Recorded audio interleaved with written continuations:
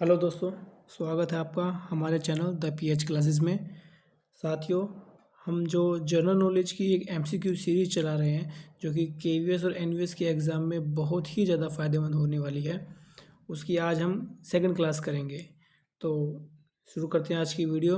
और वीडियो शुरू करने से पहले आपसे रिक्वेस्ट है कि ज़रा चैनल को लाइक और सब्सक्राइब कर दीजिए ताकि जो भी अपडेट आए वो समय से आपको मिलती रहे। चलिए साथियों, शुरुआत करते हैं आज की क्लास को समय ना ज़्यादा लगाते हुए। पहला क्वेश्चन देखते हैं साथियों। पहला क्वेश्चन है हमारा, पानीपत का प्रथम युद्ध किस वर्ष हुआ था? In which year did the first battle of Panipat take place?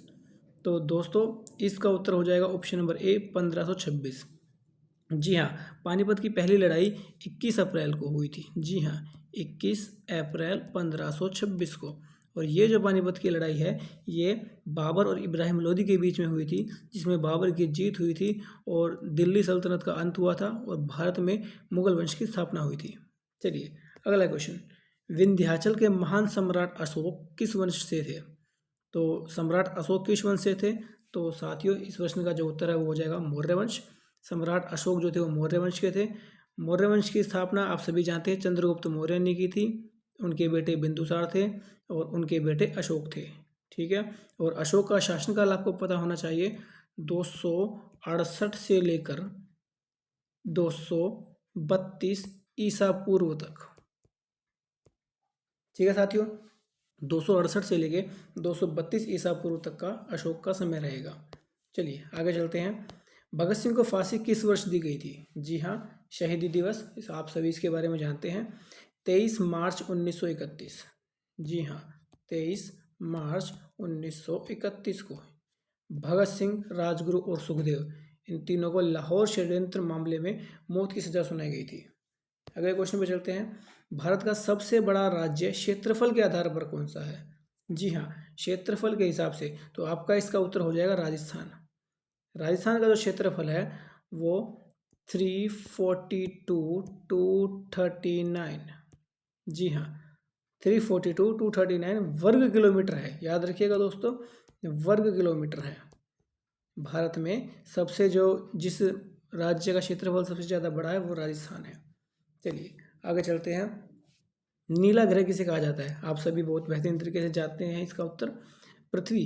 पृथ्वी जो है वो नीला ग्रह कहलाती है, वो भी इसके समुद्रों की वजह से, क्योंकि आप जानते हैं हमारे यहाँ समुद्र पर 73% जो है धरती पर वो पानी है। चलिए आगे चलते हैं। राज्यपाल किसके द्वारा नियुक्त किया जाता है? तो साथियों, इस प्रश्न का उत्तर हो जाएगा बी, राष्ट्रपति। Who appoints the governor of A state? तो साथियों, भारत का जो राष्ट्रपति होता है वो राज्यपाल की नियुक्ति करता है अनुच्छेद 155 के तहत। ये अनुच्छेद आपको याद करना है। अनुच्छेद 155 के तहत जो भारत का राष्ट्रपति होता है वो राज्यपाल की नियुक्ति करता है। चलिए अगले प्रश्न पर चलते हैं। भारतीय संविधान का कौन सा भाग मौलिक अधिकारों से संबंधित है? जी हाँ, मौलिक अधिकारों के बारे में पूछा गया है। तो दोस्तों, आप सभी को पता होगा, मौलिक अधिकार जो है वो भाग 3 के अंतर्गत आते हैं। अनुच्छेद अगर आपसे पूछे तो ये भी आपको पता होना चाहिए कि अनुच्छेद जो है वो 13, 14, माफ़ कीजिएगा, अनुच्छेद 14 से लेकर अनुच्छेद 32 तक तो आपका संवैधानिक उपचारों का अधिकार ये आता है, और वैसे ही आपके आएंगे 35 तक। तो अनुच्छेद 14 से लेकर 35 तक जो है वो आपके मौलिक अधिकार आते हैं भाग 3 के अंतर्गत। चलिए आगे चलते हैं। राष्ट्रपति का कार्यकाल कितने वर्ष का होता है? राष्ट्रपति का कार्यकाल 5 वर्ष का होता है। जी हाँ, राष्ट्रपति अपने कार्यकाल पूरा होने के बाद पुनः चुनाव के लिए पात्र होते हैं। भारत में ये नियम है कि कोई भी आदमी कितनी बार भी राष्ट्रपति बन सकता है। जैसे अगर आप अमेरिका से कंपैरिजन करेंगे तो अमेरिका में 2 बार से ज़्यादा कोई राष्ट्रपति नहीं बन सकता, लेकिन भारत में एक आदमी कितनी बार भी राष्ट्रपति बन सकता है। ठीक है। और वो तब तक अब इस पद पर बना रहेगा जब तक कि उनका उत्तराधिकारी पदभार ग्रहण नहीं कर लेता। ठीक है, चलिए आगे चलते हैं। क्वेश्चन नंबर 9, जीडीपी का पूर्ण रूप क्या है? What is the full form of GDP?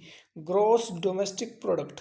जी हाँ, ग्रॉस डोमेस्टिक प्रोडक्ट, बी जो है ये आपका सही हो जाएगा जीडीपी की फुल फॉर्म। चलिए आगे चलते हैं। भारत में मौद्रिक नीति कौन बनाता है?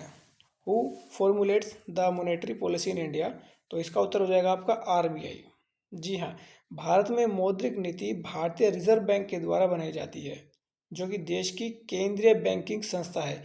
इसे बैंकों का बैंक कहा जाता है। ठीक है साथियों, आगे चलते हैं। Make in India. Make in India जो अभियान है किस वर्ष शुरू किया गया था? तो पता होना चाहिए आपको कि जो मेक इन इंडिया अभियान है वो 25 सितंबर से शुरू हुआ था। 25 सितंबर 2014 से ये मेक इन इंडिया जो है, तो इसका ऑप्शन नंबर सी हो जाएगा। मेक इन इंडिया 2014 25 सितंबर को शुरुआत हुआ था। चलिए, हाल ही में भारत ने किस क्षेत्र में ग्रीन हाइड्रोजन मिशन लॉन्च किया है? तो साथियों ये आपको पता होना चाहिए, ऊर्जा का जो क्षेत्र है, जी हाँ, ऑप्शन नंबर जो बी आपका ऊर्जा का जो क्षेत्र है, इसमें भारत ने ग्रीन हाइड्रोजन मिशन को लॉन्च किया था। आगे चलते हैं। क्वेश्चन नंबर 13, G20 की 2023 शिखर बैठक का अध्यक्ष कौन था? भारत। जी हाँ, 2023 में भारत जो था इसकी शिखर बैठक का अध्यक्ष बना था। आगे चलते हैं। अच्छा, G20 के बारे में आपको पता होना चाहिए कि G20 विश्व के 20 प्रमुख जो देश हैं, जो शक्तिशाली देश हैं, उनका एक समूह है। चलिए आगे चलते हैं। क्वेश्चन नंबर 14 में, भारत की वर्तमान राष्ट्रीय शिक्षा नीति किस वर्ष जारी हुई थी? बहुत अच्छा क्वेश्चन है दोस्तों कि ये किस वर्ष जारी हुई थी। तो ये आपको पता होना चाहिए कि 2020 में NEP, इसे बोलते हैं NEP, नेशनल एजुकेशन पॉलिसी, और ये जो NEP है ये 2020 में जो है वो नई लागू हुई है। इससे पहले जो NEP थी वो आपकी 1986 में थी। अभी तक आप लोगों ने पढ़ा होगा, हमारे यहाँ पे 10+2 चलता था। ये जो 10+2 था ये NEP 1986 के अंतर्गत था, लेकिन 2020 में इसको चेंज कर दिया गया है। अब हमारे यहाँ पर 5+3+3+4, जी हाँ, अब ये नया कंसेप्ट हमारे यहाँ चलेगा, और इसी के तहत फर्स्ट क्लास की जो उम्र है वो अब 6 साल कर दी गई है। अब कोई भी बच्चा अगर फर्स्ट क्लास में दाखिला लेता है तो 6 साल की उसकी मिनिमम एज होनी ही चाहिए। चलिए दोस्तों आगे चलते हैं। क्वेश्चन नंबर 15 में, टेबल सॉल्ट का रासायनिक सूत्र क्या है? What is the chemical formula of common salt? NaCl, आप सभी जानते हैं, सोडियम क्लोराइड। चलिए आगे चलते हैं। Question number 16, iron rust due to, लोहे में जो जंग होता है वो किस वजह से होता है? उस प्रोसेस को ऑक्सीडेशन बोलते हैं। जी हाँ, ऑक्सीडेशन वो प्रोसेस है जिसकी वजह से लोहे में जंग लगता है। चलिए आगे चलते हैं। क्वेश्चन नंबर 17, मानव शरीर की सबसे छोटी इकाई क्या है? What is the smallest unit of the human body? तो सबसे छोटी जो है वो कहलाती है आपकी कोशिका, जिसे कहते हैं सेल। सेल ही मानव शरीर की सबसे छोटी इकाई है। ठीक है, तो इसका हमारा उत्तर नंबर बी हो जाएगा। आगे चलते हैं। Question number 18, which vitamin is known as the sunshine vitamin? सूर्य का विटामिन कौन कहलाता है? जी हाँ, सूर्य का विटामिन डी। विटामिन डी जो है वो सनशाइन विटामिन कहलाता है, क्योंकि ये हमारे शरीर में ना सूर्य के प्रकाश के संपर्क में आने से इसे बनाता है, और ये विटामिन त्वचा में सूरज की रोशनी से बनता है। चलिए दोस्तों आगे चलते हैं। क्वेश्चन नंबर 19, यहाँ पर ये क्वेश्चन आता है, what is the SI unit of force? Force की SI यूनिट क्या है? तो इसका उत्तर हो जाएगा आपका सी, न्यूटन। जी हाँ, न्यूटन जो है वो फोर्स की SI यूनिट है। चलिए आगे चलते हैं। लास्ट क्वेश्चन इस सीरीज का, प्रकाश का वेग लगभग कितना है? What is the approx speed of light? तो इसका आपका आंसर नंबर बी हो जाएगा दोस्तों। जी हाँ, 3 × 10⁸ मीटर पर सेकेंड। जी हाँ, ये हमारा उत्तर हो जाएगा।